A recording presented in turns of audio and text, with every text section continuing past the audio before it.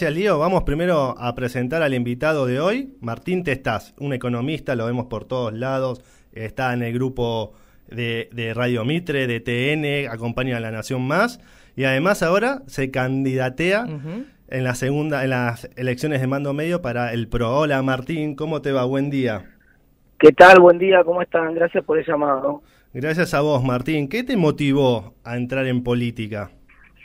Bueno, las ganas de cambiar un poco esta realidad que ustedes estaban contando recién y que a mí también me duele, que no me gusta y que veo que si no nos metemos todos y no nos comprometemos, no va a cambiar, no podemos quedar a esperar que cambie, menos cuando los políticos que escuchamos y vemos en la tele, que son los que si nosotros no nos metemos van a seguir gobernando, son políticos que quieren ir a un modelo que no les sirve a la Argentina, que no les sirvió en realidad a ningún país del mundo, ¿no? Claro. Bueno, Martín, vamos a aprovechar además que estás candidateándote, que sos economista, hace 50 años de decadencia. ¿Cómo salimos? Bueno, ahí uno de tus compañeros acaba de poner el ojo en uno de los principales problemas. Argentina tiene una crisis cada 5 años, en los últimos 75 años fueron 15 crisis recurrentes de balanza de pagos, o sea, tenemos una crisis originada en que nos quedamos sin dólares, y solamente nos pasa a nosotros, esto es lo increíble, no le pasa a ningún otro país del mundo, porque las políticas públicas en Argentina tienen sesgo anti-exportador. O sea, a propósito, hacemos políticas que nos pegan un tiro en el pie. Bueno, la última, la restricción de las exportaciones de carne ya casi es una caricatura, ¿no? Es una exageración del disparate. Y entonces ese tipo de políticas nos genera una crisis atrás de otra. Y cada crisis te hunde un montón de gente a la pobreza que después no sale simétricamente cuando se recupera la economía. Ustedes hablaban de los chicos que se quedaron afuera de la escuela con la pandemia. No es que vos ahora volvés a abrir y ese millón de chicos de vuelta vuelve y se normalizó. No, te quedó hundida una generación en la pobreza. Sí, tal cual. El problema es a largo plazo, Martín, porque esos nenes que se quedaron con hambre sin ir al colegio son los talentos de mañana que no van a estar y que le estamos quitando oportunidades, le estamos robando derecho a la igualdad de oportunidad, a la libertad. Es muy difícil así. No, y además con menos talentos, la Argentina obviamente va a crecer menos.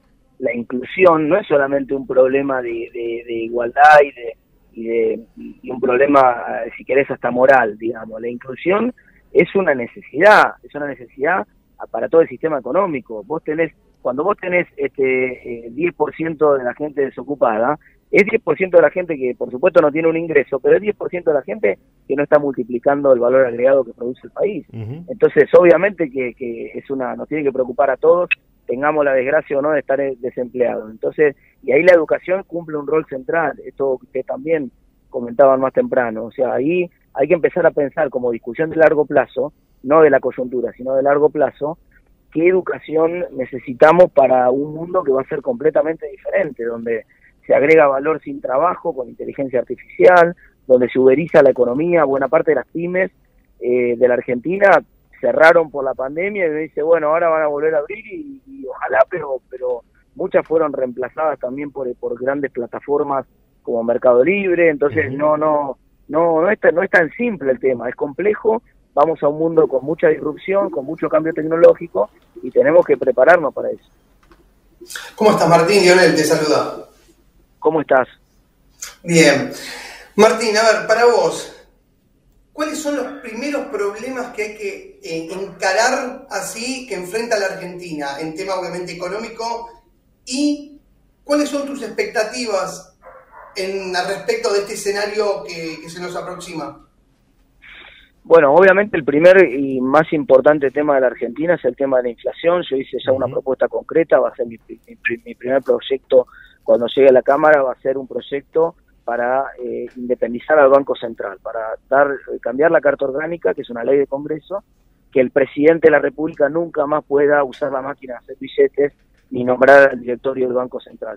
Ese es el camino que tienen la mayoría de los países del mundo y no tienen inflación. O sea que sabemos, la evidencia científica, los datos muestran que ese es el camino para terminar con la inflación. Entonces yo quiero avanzar ahí, tengo mucha expectativa de convencer a mucha gente desde acá hasta que me toque llegar a la Cámara de que ese es el mejor camino.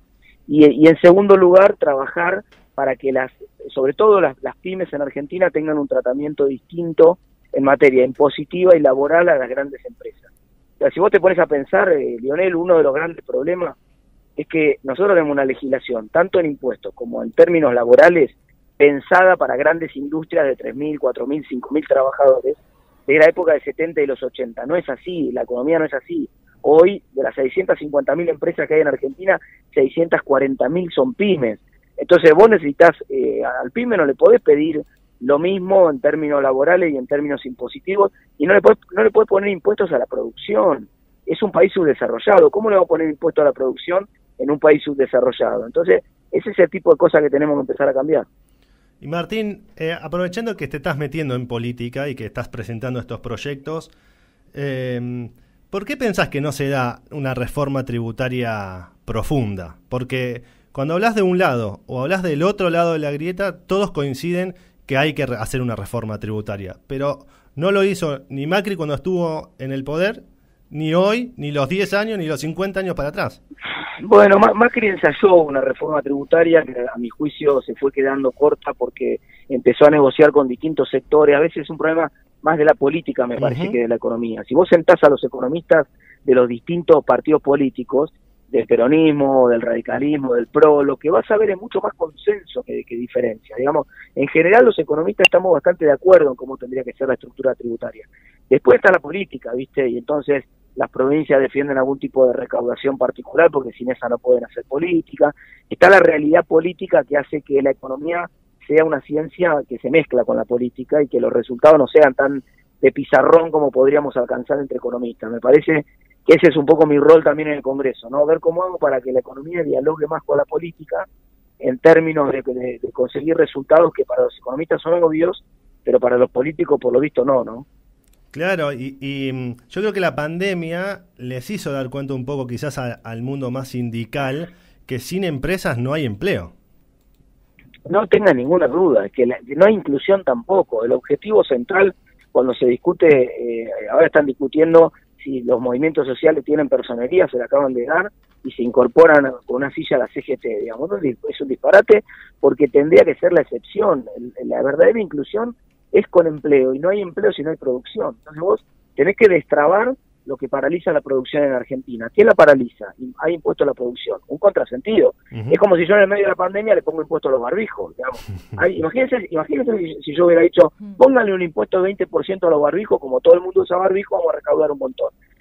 Si yo hubiera dicho eso, todo el mundo se daría cuenta que yo estoy loco. Me dirían, pero ¿cómo le va a poner en el medio de la pandemia el impuesto a los barbijos? Bueno, pero esto es exactamente lo que hace el gobierno con las empresas. Le pone un impuesto a la producción cuando necesitamos producir para salir de la crisis en la cual estamos. Si es tan obvio, bueno, evidentemente cuesta transmitirlo. Mi habilidad, si es que tengo alguna, es que soy un poco mejor transmitiendo. Bueno, eso es lo que voy a tratar de hacer en los próximos meses. En los últimos días, Martín, vimos la calle bastante caliente, muchas movilizaciones, cortes. La avenida 9 de Julio parece una especie de corsódromo de la protesta. Son movimientos sociales que demandan planes sociales. Quería conocer tu postura en pos al tema de los planes sociales que parecen incrementarse. Incluso en las últimas horas también hubo una protesta muy fuerte, con violencia, frente a la municipalidad de Lomas de Zamora. Sí, esencialmente lo que estamos viendo en la calle es la fuerza política que están buscando un hecho político que es este que les estoy contando, el de que los planes sociales dejen de ser una cuestión de emergencia y pasen a ser una cuestión de definitiva, estable, de largo plazo, digamos. Eso es lo que yo creo que tenemos que tratar de evitar en Argentina. Obviamente, claro, todo el mundo entiende una situación de crisis y el plan social debe ser considerado y pensado como una cosa de emergencia, digamos. Claro. Esto como si alguien se pudiera oponer a las ambulancias. No, yo creo que nadie está en contra de las ambulancias. Todo el mundo cuando tiene un pariente que no se siente bien quiere que llegue rápido la ambulancia, pero yo no quiero que mi pariente viva siempre arriba de la ambulancia, digamos. Creo que esa tiene que ser la excepción, no la norma, ¿no? Y aparte, en los países más desarrollados, la excepción es que no haya empleo y que la masa salarial que está aportando acompañe a esos que no tienen empleo a un par de meses, creo que en España son 9, exactamente, a conseguir empleo. Un seguro de desempleo bien diseñado. Acá no está mal, acá el seguro de desempleo es un desastre, no funciona bien, no accede casi nadie y es un monto ridículo. Entonces, eso hay que cambiarlo dramáticamente. ¿Y cómo se cambia? Bueno, hay que se cambia desde el ANSES con un buen programa de seguro de desempleo bien diseñado, que empiecen, hay un montón de ideas dando vueltas. Por ejemplo, el otro día Teddy Caragosian de los textiles hizo una propuesta que se llama Mochila Austríaca, que contempla la posibilidad de que se vaya formando en todos los trabajadores una suerte de fondo de desempleo más un fondo de indemnización. Son algunas ideas, no digo que necesariamente vaya por ese camino, quiero decir, lo que hay que hacer es pensar cómo funcionan los esquemas de incorporación y de protección al trabajador en los países que mejor funciona esto. Cuando uno mira Dinamarca, por ejemplo, el concepto se llama flexiseguridad. ¿Qué tienen las pymes? Flexibilidad para contratar y despedir trabajadores cuando quieran, sin ningún otro tipo de penalidad, solamente tienen que ir formando el fondo de indemnización. Y después hay un seguro de desempleo con ese fondo bien armado y que se encarga de capacitar e insertar lo más rápidamente posible al trabajador en un nuevo empleo. Ese parece ser el mejor esquema del mundo hoy. Bueno, ¿por qué no empezamos a mirar cómo funciona eso y tratamos de copiar un poco un esquema integrado de esa naturaleza? Bien, Martín, para terminar te propongo un juego que lo único que busca es intentar encontrar consensos en el medio de la grieta. ¿Qué le criticás a la gestión Macri y qué decís, esta gestión de Alberto estuvo bien? Le critico el gradualismo a Macri, demasiado gradual para la Argentina, no se pueden hacer los cambios importantes tan despacio, y de hecho después terminó imposibilitado de hacerlos y con un ajuste muy malo por hacer el gradualismo. Uh-huh. A este gobierno me parece que el gran acierto fue que eligió bien al ministro de Economía, que acertó con la figura de Guzmán, que es una persona racional, que entiende los problemas de la Argentina, que entiende cómo funciona en general la economía. Lamentablemente está muy acotado por la política, o sea, no lo dejan hacer ni la mitad de las cosas que quiere hacer. Bueno, Martín, muchísimas gracias por tu tiempo y bueno, te deseamos éxitos en esta nueva etapa. Muchas gracias, nos vemos, hasta luego. Fue Martín Tetaz, economista y candidato por el PRO para diputado.